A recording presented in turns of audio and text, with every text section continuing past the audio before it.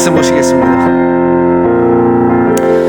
하나님의 말씀은 창세기 3장 6절부터 8절. 우리 수요일 말씀하고 겹쳐서 창세기 3장 6절부터 8절입니다.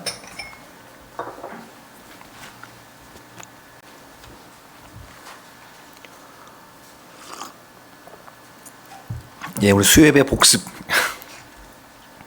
자, 우리 다 같이 한번 읽겠습니다. 시작. 여자가 그 나무를 본즉 먹음직도 하고 보암직도 하고 지롭게 할 만큼 탐스럽기도 한 나무인지라. 여자가 그 열매를 따먹고 자기와 함께 있는 남편에게도 주매 그도 먹은지라. 이에 그들의 눈이 밝아져 자기들이 벗은 줄을 알고 무화과 나무 잎을 엮어 치마로 삼았더라.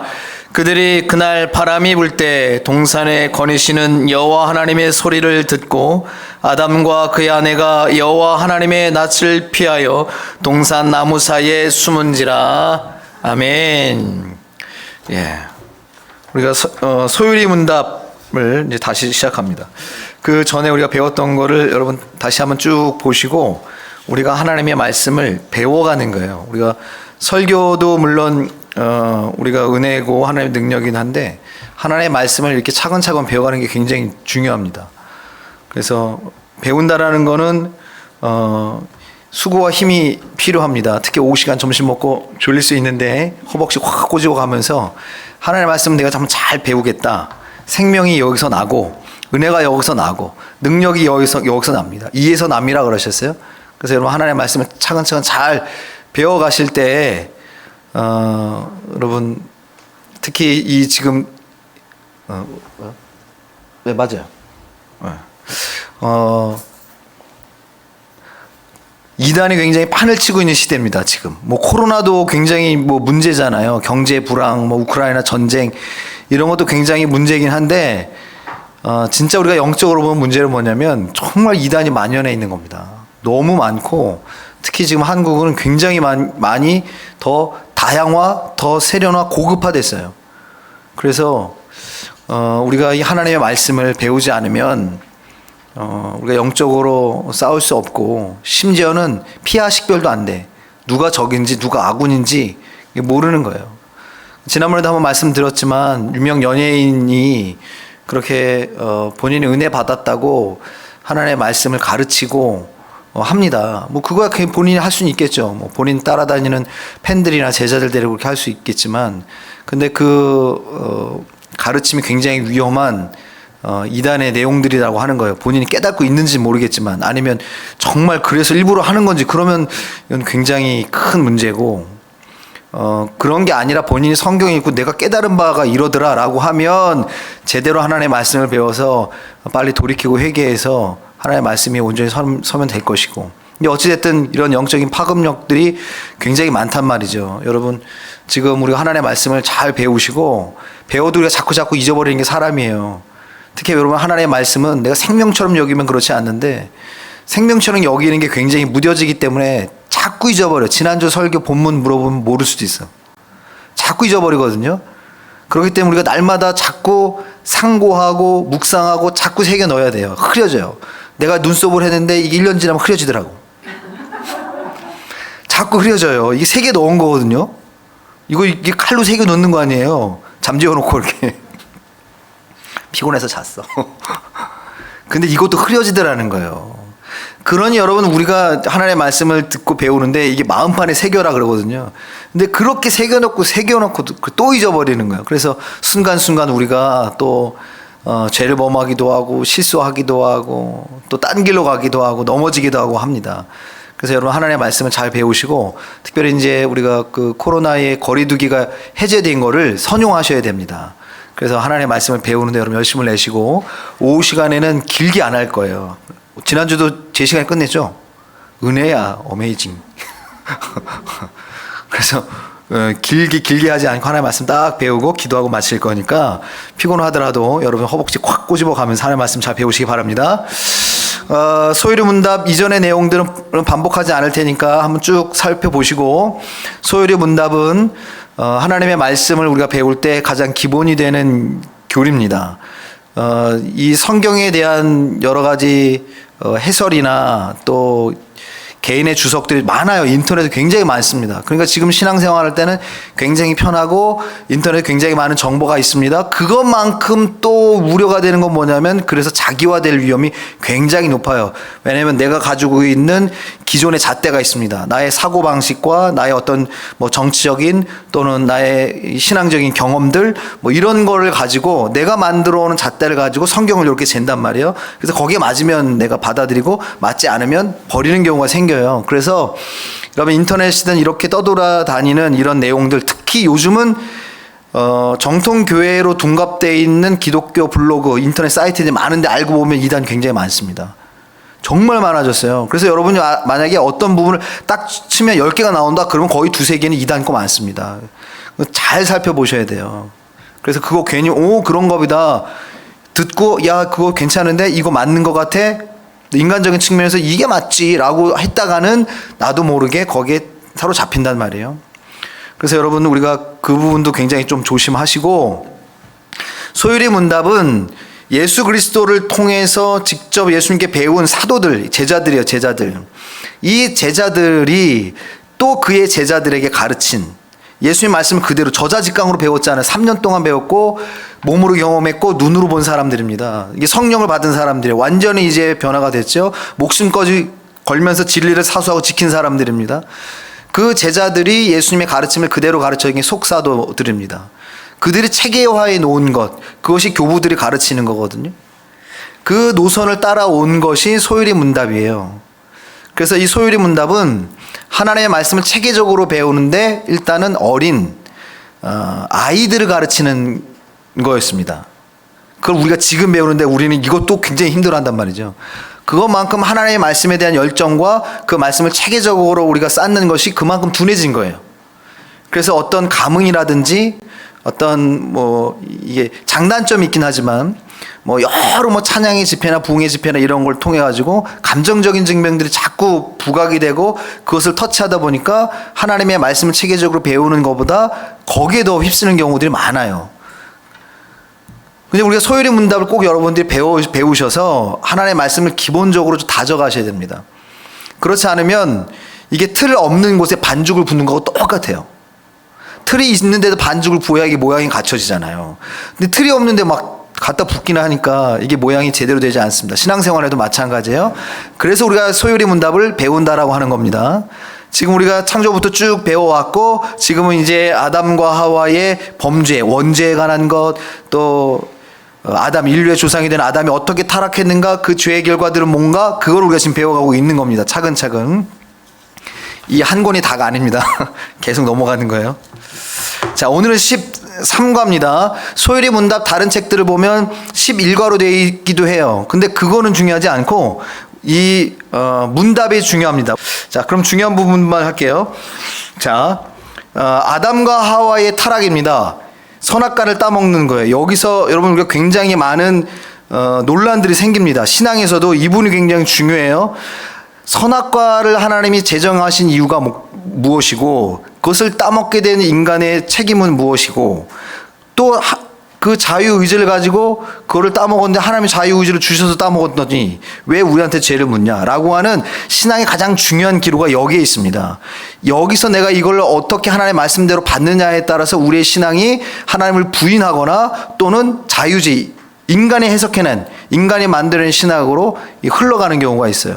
그래서 이 부분들은 우리가 정말 잘 배우고 또 깊이 배우고 성령께 지혜를 구해서 믿음으로 받아야 되는 굉장히 중요한 본문인데, 자, 그러면 13과 14과를 아울러서 이렇게 한번 보도록 하겠습니다. 어쨌든 이게 여러분 죄의 본질을 의미하는 거예요. 자, 아담과 하와가 선악과를 따먹음으로 인해서 죄를 짓게 됩니다. 그걸 우리가 원죄라고 하죠. 원죄라고 합니다. 그럼 여기서 말하고 있는 건 뭐냐면 크게 두 가지가 있습니다. 첫째는 죄라고 하는 게 뭔가, 죄의 본질이 뭐냐라는 거예요. 죄의 본질. 우리가 보통 죄라고 하는 개념을 우리는 범법함, 겉으로 드러나는 죄를 죄라고 여긴단 말이죠. 그리고 실제적으로 우리가 살아가는 사회 속에서는 우리가 마음으로 푸는 거는 묻지 않아요. 내가 오늘 기본인가요? 오후 예배 드리다가 졸았는데, 안 졸아. 졸았는데, 내가, 저게 내 졸아? 예배 끝나면 한 대 쥐어박아야겠다. 내가 마음을 먹고 있다고 해서 이게 죄가 되지 않는단 말이에요. 세상은 이걸 묻지 않아요. 내가 실제적으로 죄를 데려다가 옥상에 끌고 가고 두들겨 패면 폭행죄가 성립이 되죠. 범법입니다. 죄를 범하는 거예요. 행동을 옮길 때 그게 죄가 되지 마음에 품는다고 해서 죄로 여기지는 않는단 말이에요. 인간이 가지고 있는 죄의 본질은 이거예요. 드러나야 죄거든요. 그러나 성경은 뭐라고 얘기해요? 우리는 죄의 개념 자체를 왜곡시킨 거예요. 그러니까 아담과 하가 죄를 범함으로 인해서 죄에 대해서도 왜곡이 됐습니다. 그래서 우리는 죄를 우리 스스로를 정의를 내리는 거예요. 범법해야만 죄라고 생각하는 거죠. 그런데 성경은 뭐를 죄라고 여기냐면 지금 죄의 본질이 나오죠. 뭐냐면 하나님의 말씀을 불순종한 것이 죄예요. 하나님의 말씀에 역행하는 것이 죄거든요. 그러니까 내가 기봉이를 한 번도 때리진 않았어요. 그러나 내가 내 삶 속에 하나님의 말씀을 따라 살지 않아요. 사회의 통념상, 사회가 가지고 있는 그 사회의 통념상, 사회의 구조상 우리가 선을 행하며 살아요. 선도 역시 마찬가지입니다. 우리가 선이라고 하는 정의 자체도 왜곡이 된 거예요. 우리는 남한테 뭐냐 먹을 거 주고 가난한 사람 도와주면 선이라고 생각하죠. 물론 그것도 선입니다. 왜냐하면 그 부분도 성경은 말하고 있기 때문에. 그러나 본질적으로 선은 그게 아니잖아요. 본질적인 선은 뭐냐면 하나님의 말씀에 순종하는 게 선이라는 것이죠. 그런데 우리는 그거는 왜곡시키고 반만 띄어다가 사람을 구제하고 돕는 것만 선이라고 생각하는 거예요. 성경은 그거를 말하고 있다 얘기하는 거죠. 그래서 자유주의 신학, 해방 신학이나 이런 것이 나오고 여성 신학이 나오고 무슨 물수 신학이 나오고 막 이런 게 나오는 거예요. 예수님은 그냥 노동자다. 예수님은 소다 막 이렇게. 예수님은 여자다 막 이렇게. 이런 신학들이 나오는 거라고요. 그 뭐냐면 하나님이 가르쳐 주신 죄에 대한 개념, 본질, 선에 대한 본질을 우리가 왜곡하기 때문에 그렇습니다. 그래서 죄라고 하는 것이 뭔지를 분명히 알아야 돼요. 우리가 하나님과의 관계 속에서 그 관계가 막히는 문제가 뭐냐면 죄의 문제거든요. 죄의 문제를 해결해야만 물꼬가 터지는 거예요. 우리가 지금 이게 11과 12과 13과 14가 쭉 아담과 하의 범죄함 타락을 통해서 우리가 그걸 배우는 겁니다. 죄를 분명하게 알아야 돼요. 그래야만 여러분 우리가 죄를 회개하든지 죄의 문제를 해결하기 위해서 해결점을 찾죠. 인간의 힘으로는 죄 해결이 되지 않는다는 말이에요. 오직 예수 그리스도의 보혈만이 우리의 죄를 해결한단 말이죠. 왜냐하면 이 죄의 문제가 하나님과 우리의 관계를 떨어뜨리기 때문에 그래요. 하나님과의 관계가 떨어지는 게 사망입니다. 분리시켜지는 거예요. 그래서 죄의 결과가 뭐냐면 기억 안 나시죠 잘. 죄의 결과가 뭐냐면 분리입니다. 분리. 하나님과의 관계의 분리, 내 영이 육과의 분리. 그래서 우리는 다 죽어요. 원래는 죽지 않는다니까 사람은. 죽는 존재가 아니었는데 죄로 인해서 하나님과의 관계가 분리돼서 영적인 죽음이 왔고 그리고 우리가 육체적으로 우리의 영이 분리되는 고통을 겪게 됩니다. 최근에 이렇게 그 무슨 뇌과학자들 이렇게 보니까 사람이 딱 죽을 때 호흡은 끊어지지만 정신이 살아남는다고. 뇌가 맨 마지막에 죽는데요. 그래서 자기의 이 상태를 안다고 그러더라고요. 무슨 수술을 하다가 뭐 했나 해가지고 뇌파 검사를 하고 있는지 이 사람이 안 죽은 거예요. 그러면서 죽는 모든 과정이 뇌파로 다 찍히면서 요번에 최근 연구 결과가 그렇더라고요. 그러면서 사람이 자기의 죽음을 안다라는 거죠. 근데 왜 돌이킬 수는 없잖아요. 그렇죠? 근데 그 말이 참 희한해요. 사람들이 크게 어떤 큰 사고를 나서 목숨이 경각에 달려서 정말 숨이 꼴딱 넘어갈 때 어떤 경험을 한다고 그래요? 그 전에 있었던 기억들이 필름처럼 지나간다 그러잖아요. 쫙 지나가면서 인생을 그 짧은 시간에 다 반추해요. 내가 이렇게 살았구나 라면서. 근데 실제적으로 그렇더라는 거예요. 뇌가 맨 마지막에 탁 꺼지는 거래요. 어찌됐든 여러분 죄의 결과로 인해서 우리는 분리가 됩니다. 하나님으로부터 분리되는 게 인간에게 가장 큰 불행이고 그 불행의 경험을 미리 맛보게 하신 게 육체의 죽음이에요. 그래서 우리가 육체의 죽음을 통해서 서로 슬퍼하잖아요. 고통, 살고 싶잖아요. 그래서 우리가 영적인 삶, 생명에 대한 영생에 대한 갈망을 하나님께서 깨닫게 하시는 거예요. 자, 자, 아담과 하와가 죄를 범함으로 인해서 죄의 결과가 그와 같다라고 하는 것이고, 죄는 본질적으로 하나님의 말씀에 불순종한 거예요. 선악과는 아무런 의미가 없다 그랬어요. 선악과는 그냥 과일이에요. 하나님이 정해 놓으신 그거에 능력 없어요. 그 말씀이 능력이에요. 선악과 따먹지 마라 라고 하는 걸. 그걸 아담과 하와가 말씀에 불순종했기 때문에 죄예요. 죄는 뭐라고요? 하나님의 말씀에 역행하는 겁니다. 그게 죄예요. 근데 우리가 죄의 개념을 모르니까 나 평생 살면서 남한테 해코지 한 적 없고, 돈 빌리고 안 갚은 적 없고, 도둑질 한 적 없고, 거짓말 한 적 없어요. 나는 선합니다. 난 의인입니다. 라고 하는 건 죄를 모른다는 얘기죠. 하나님의 말씀에 불순종한 것이 죄의 본질이 이거예요. 여기부터 알아야 우리가 죄의 문제를 해결하죠. 그래서 하나님과의 관계가 회복되는 게 여러분 우리가 천국이고 그것이 영생이에요. 하나님과, 그러니까 그거를 예수님은 요한복음에서 포도나무와 가지를 비유하신 거죠. 사도 바울은 로마서에 그걸 접붙인다 그랬어요. 우리가 예수님과 다시 접붙여지는 거예요. 나무에서 떨어진 가지는 죽을 수밖에 없습니다. 그러나 다시 접붙여지는 거죠. 근데 그 접붙여짐이 가지가 하나요? 나 다시 가서 나무에서 붙어야 되겠다 하고 탁 가서 붙나요? 아닙니다. 농부가 잡아다가 그 가지를 나무에다 탁 접붙여 주는 거예요. 그러면 사는 거예요. 자, 여기에 이 소율이 문답의 죄에 관한 부분에서 여러분 꼭 기억하셔야 될 것, 죄의 본질은 하나님의 말씀에 불순종하는 것이다 라고 하는 것이고, 그 다음에 두 번째는 뭐냐면 죄로 인해서 우리가 얻게 되는 본질적인 저주는 뭐냐면 하나님과의 관계가 떨어진다는 거예요. 네, 그리고 육체적으로 우리가 영과 육이 분리되는 고통을 경험하게 된다는 것입니다. 그리고 또 하나는 뭐냐면 이 죄로 인해서, 아담과의 죄로 인해서 모든 인류가 죄를 다 그대로 전가받는 거예요. 수요일 날 이 3장 강의하면서 말씀을 드렸죠. 코로나하고 똑같은 겁니다. 우리나라의 조선족 아주머니가 코로나 감염돼서 들어왔잖아요. 그래가지고 오늘도 수만 명 확진자가 나왔어요. 죄가 계속 전염되는 거거든요. 그 영향권에 있는 거예요. 그래서 우리가 원죄를 통해서 인류 전체가 그 죄의 영역 가운데 있게 됐다라는 거예요. 그래서 우리 안에는 이게 소망이 없어요. 우리 힘으로는 이걸 어쩔 수 없거든요. 그래서 죄를 내가 해결해야만 해요. 코로나 완전 종식되면 좋겠죠.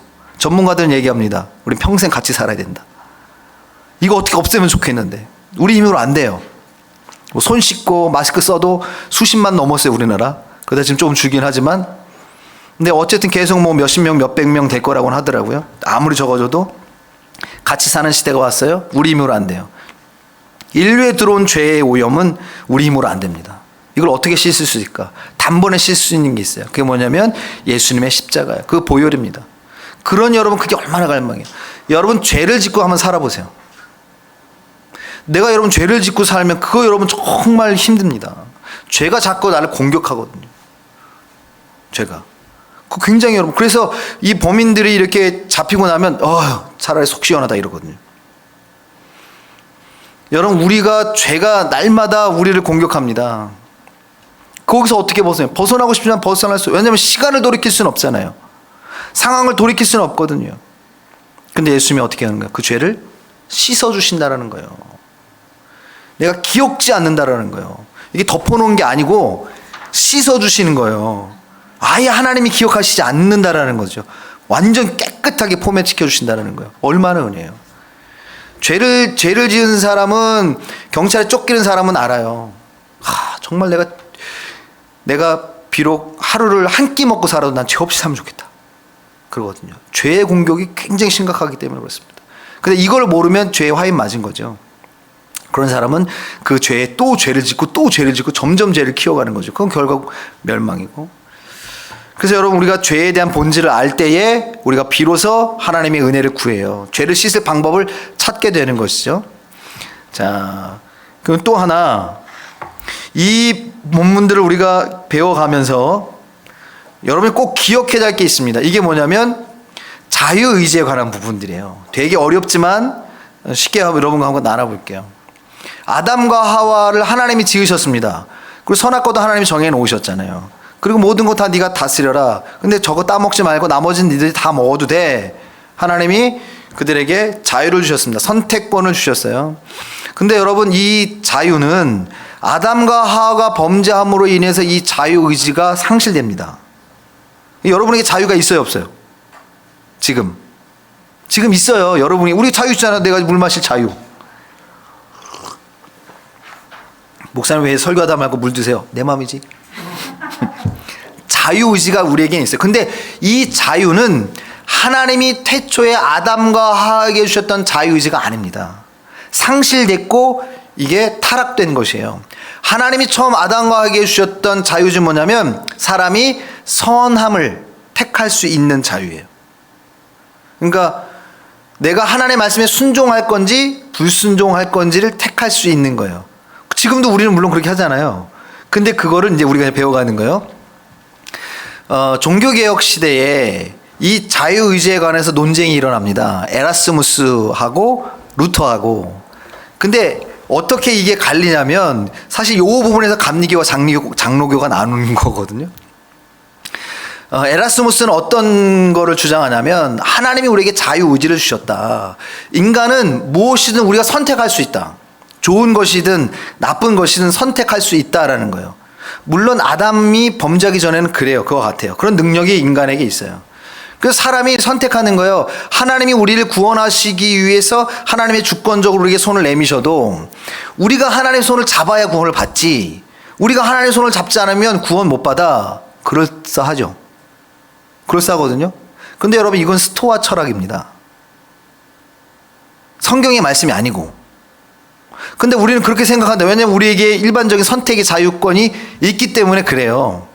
그래서 자유의지의 본질을 여러분 아셔야만 지금 우리가 누리고 있는 자유의지가 어떻게 회복되어 가는지를 알 수 있어요.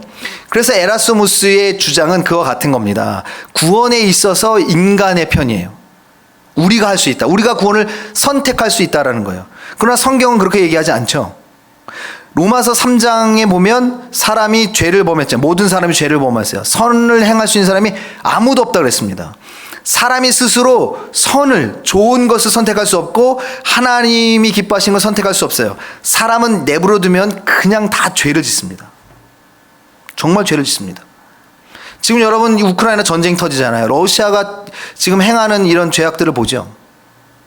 불법이 그냥 자행되잖아요. 전쟁뿐만 아니라 거기 여성과 아이들은 그냥 노출되어 있지 않습니까? 사람은 여러분 가만히 내버려 두면 생각하고 행동하고 흘러가는 게 다 죄악으로 흘러가요. 그래서 사람에게는 이런 선을 선택할 능력이 없어요. 아예 자유의지를 잃어버렸습니다. 근데 에라스무스는 이걸 우리가 할 수 있다라고 하는 거죠. 이걸 이단이 펠라기우스라고 합니다. 펠라기우스. 그 펠라기우스가 이단으로 구원에 있어서는 인간의 노력으로, 인간의 행함으로, 인간의 선택으로 구원을 받는다고 그랬어요. 그건 성경이 그렇게 말하지 않습니다. 성경은 뭐라고 얘기하냐면 하나님의 은혜로 구원을 받는다. 루터가 그걸 주장합니다. 우리는 오직 믿음으로 구원을 받는 거지 행함으로 구원을 받는 게 아니다. 루터는 진짜 평생 무릎이 다 나갔거든요. 왜? 고행을 해야 됐기 때문에 그 언덕바지 그 계단을 무릎으로 기어 올라가면서 구원을 받으려고 하나님 앞에 옳게 보이려고 했거든요.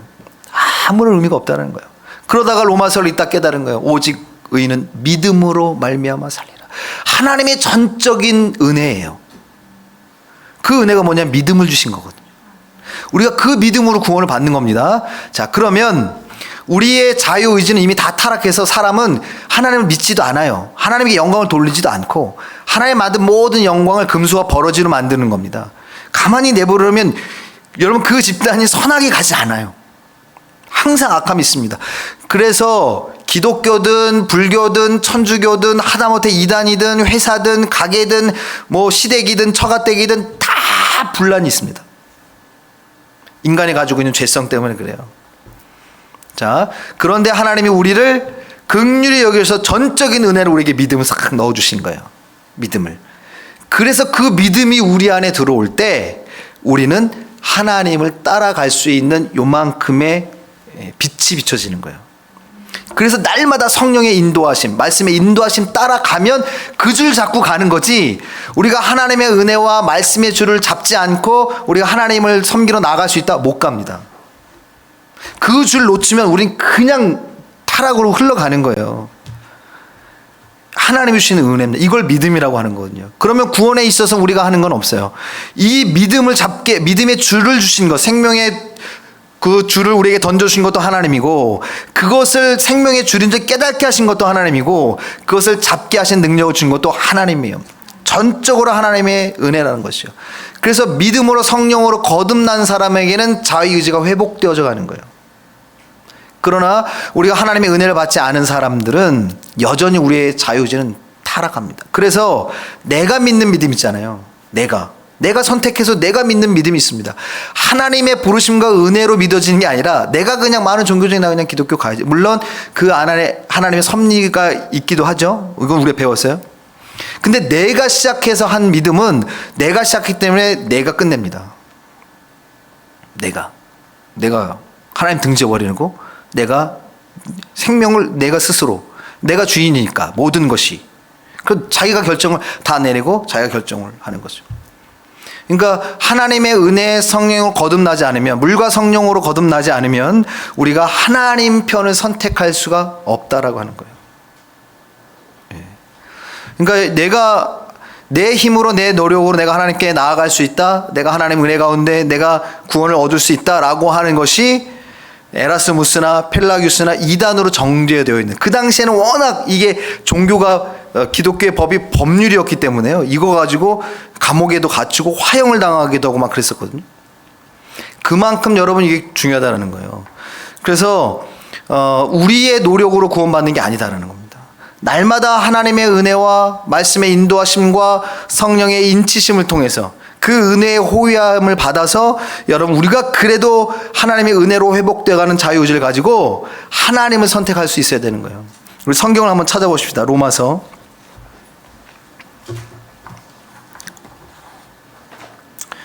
6장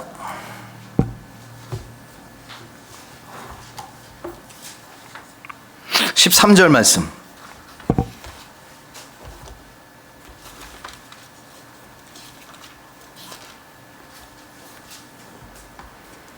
다 같이 한번 읽겠습니다. 시작. 또한 너희 지체를 불의의 무게로 저에게 내주지 말고 너희 자신을 죽은 자 가운데서 다시 살아난 자 같이 하나님께 드리며 너희 지체를 의의 무기로 하나님께 드리라. 아멘. 자, 이건 누구를 향해서 얘기하는 거예요? 그리스도와 함께 죽고 그리스도와 함께 산 사람들에게 말씀하시는 겁니다. 우리의 자유의지는 하나님을 선택할 수 없어요. 그러나 은혜를 주셔서 하나님을 알게 하셨고 우리가 하나님을 선택할 수 있는 능력을 회복시켜 주신 거예요. 그 지혜가 깨어진 겁니다. 그래서 우리의 눈을 밝혀주신 거죠.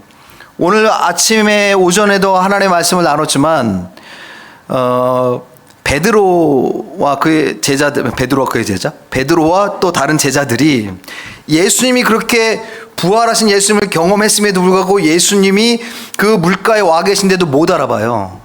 그래도 깨어있는 요한이, 영적으로 민감한 요한이 예수님 알아보긴 하지만 못 알아본다고요. 왜냐하면 그의 영안이 어둡기 때문에 그래요. 하나님의 우리의 눈을 떠주지 않으면 우리는 못 알아봅니다. 전적으로는 알아볼 수가 없습니다. 그런데 하나님이 우리에게 안경 씌워주시는 거예요. 우리 눈을 뜨게 하시는 거예요. 그러면 우리가 하나님의 은혜를 알 수 있는 거예요. 알 수 있기 때문에, 지혜를 열어주시기 때문에 하나님의 말씀이 나에게 감동이 되고 능력이 되고 그 말씀대로 내가 살아야겠다라고 하는 결단이 일어나는 겁니다. 그 하나님의 은혜 없이는 불가능하다라고 하는 거예요. 그래서 그 은혜를 받은 사람들에게 이렇게 얘기합니다. 너희 지체를 불의의 무기로 죄에 내주지 말고. 그래서 하나님의 은혜를 받은 우리들에게는 이제 하나님께서 회복시켜 주시는 자유의 의지가 있습니다. 그래서 구원받은 사람은 구원받아도 끝이 아니고 어떻게 해야 돼요? 구원의 열매를 맺어가야 됩니다. 열매 맺는 생활이에요. 구원받는 생활이 아니고 구원의 열매 맺는 생활입니다.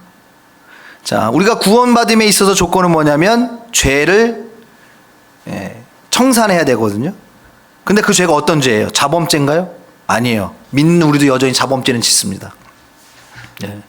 기봉이가 막 예배 시간 좋으면 내가 때릴 수도 있어. 자범죄 지을 수 있습니다. 그러나 구원의 관계에 대해 있어서 죄의 근원, 본질인 원죄를 해결하게 되거든요. 그 원죄는 우리 힘으로 안 됩니다. 돈으로도 안 돼, 명예로도 안 돼, 경력으로도 안 돼, 지식으로도 안 돼요. 오직 예수 그리스도의 보혈입니다. 하나님의 은혜예요. 그 은혜가 우리의 원죄를 씻어주는 것이죠. 그 원죄가 벗어지면 여전히 죄의 영향 속에 있으나 그 원죄가 벗어지기 때문에 하나님의 나라 구원을 받을 길이 열려지는 겁니다. 그것이 예수 그리스도의 십자가의 보혈이고, 그래서 우리가 이 구원의 은혜를 받은 사람들이 이제는 구원받기 위해 사는 게 아니에요. 여러분은, 우리는 뭐 하기 위해 살아요? 구원의 열매를 이루기 위해서. 그것을 구원을 이루어간다.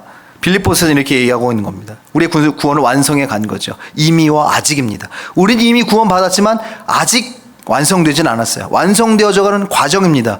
그래서 우리가 이 땅을 살아갈 때 우리는 완전한 존재가 아니에요. 불완전해요. 이 땅의 지상의 교회도 불완전한 교회입니다. 세상에서 완전한 교회 찾지 마세요. 없어요. 분당 우리 교회가 지금 이제 분립 개척을 했습니다. 뭐 여러 이유가 있지만 하여튼 좋은 의미긴 합니다. 근데 완벽하게 하면 좀 좋을 텐데 어쨌든 귀감은 되긴 합니다. 그리고 분당 우리 교회 이찬수 목사님 굉장히 말씀도 좋으시고 목회 방식이나 또 신학적으로도 굉장히 건강하시잖아요.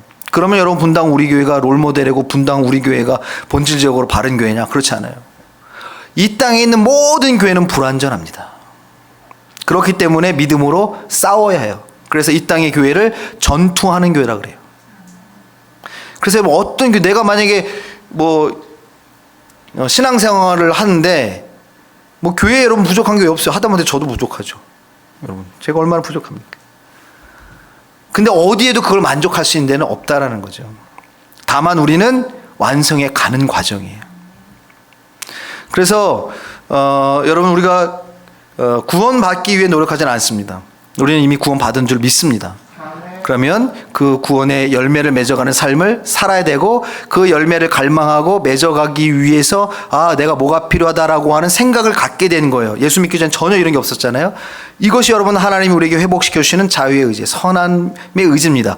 그걸 로마서는 이렇게 얘기하고 있는 거예요. 너희 지체를, 너희 인생을 불의의 무기로 죄에게 내주지 마라. 지금까지 그렇게 살아왔는데 이제는 오직 너희의 인생을, 자신을 죽은 자 가운데서 다시 살아난 자 같이 하나님께 드리며 너희 지체를 의의 무기로 하나님께 드리라 그랬어요. 네. 여러분의 인생을, 여러분의 삶을, 여러분의 소유를, 여러분의 삶 전체, 나 자체를 여러분 하나님께 드리는 의의 무기로 쓰임받는 여러분 되시길 주 여러분 축원합니다. 이것이 여러분 우리의 은혜. 하나님이 이 은혜 주시지 않으면 우린 그냥 불의의 변기예요. 불의의 변기. 불의의 변기밖에 될 수 없습니다. 자, 그래서 우리가 지금 이 과를 배우면서 이 죄가 뭐고, 죄로 인해 나는 어떤 비참한 존재고, 그 죄를 씻으려면 어떻게 해야 되고, 이것이 나의 노력으로 되는 게 아니고 전적으로 하나님의 은혜로 되는구나. 인간의 노력을 하려고 했다가 이단되는구나. 하나님의 은혜를 구하고 이제 그 은혜를 받아서 내가 알았으니까 이제 열매를 맺으며 살아가야지, 이 논리예요. 여러분, 신앙생활 하다가 이 부분에서 굉장히 집요하게 아마 공격을 당하는 경우도 있어요. 근데 내가 이걸 잘 배워놓지 않으면 그런가 보다, 인간 편에서 서면 그게 맞아요. 왜냐하면 인간이 노력하거든요. 여러분 노력하잖아요. 근데 그것이 하나님의 은혜를 비춰주시기 때문에 가능한 거지, 하나님의 은혜 없이는 여러분 우리가 그게 불가능합니다. 그러니까 죄를 지음에 대해서 이 책임이 하나님에게 있어요, 나에게 있어요? 죄에 대한 책임은 나에게 있습니다. 수요일날 배웠죠? 사탄이 우리를 미혹한단 말이에요. 그래서 선악과를 따먹게요. 그렇다고 사탄이 책임지나? 책임지지 않습니다. 따먹은 내가 책임지는 거예요. 죄는 내가. 그러면 구원받음에 있어서는 내가 노력으로 됐나요? 아담과 하와가 하나님께 나가서 죄송합니다, 누구 벗은 게 부끄러운데 옷을 좀 입혀주시오 했나요? 아니거든요. 구원받음에 있어서 우리가 하는 건 아무것도 없습니다. 죄에 대한 책임은 우리에게, 구원에 대한 주권은 하나님께 있는 거예요. 이것이 여러분 우리 신앙의 가장 기본입니다. 여기서부터 우리가 하나님을 인정하고 가는 거예요. 그런데 이게 안 되기 때문에 굉장히 많은 논쟁에서 벗어나지 못해요. 논리적인 사고에서 벗어나지 못합니다. 철학은 자꾸 이거 공격하는 거예요. 특히 이 세상에 있는 권력이라고 해야 될까? 핵심을 잡고 있는 철학이 뭐냐면 스토아 철학입니다. 아리스토텔레스. 그들의 철학을 무시하는 게 아니에요. 생각 없이 사는 사람보다 훨씬 나아요. 네. 소크라테스나 아리스토텔레스나 제자, 갑자기 생각이 안 나지, 플라톤이나 여러분 다 그런 거예요. 인간 편에서요. 그래서 우리가 그런 철학적 사고에 익숙하기 때문에 그렇게 하나님의 말씀을 재단하기 때문에 이런 이단이라든지 자유주의 신학이 나오는 거란 말이죠. 자, 중요한 부분만 언급하고 점점 정리합시다. 자, 그러면 13과에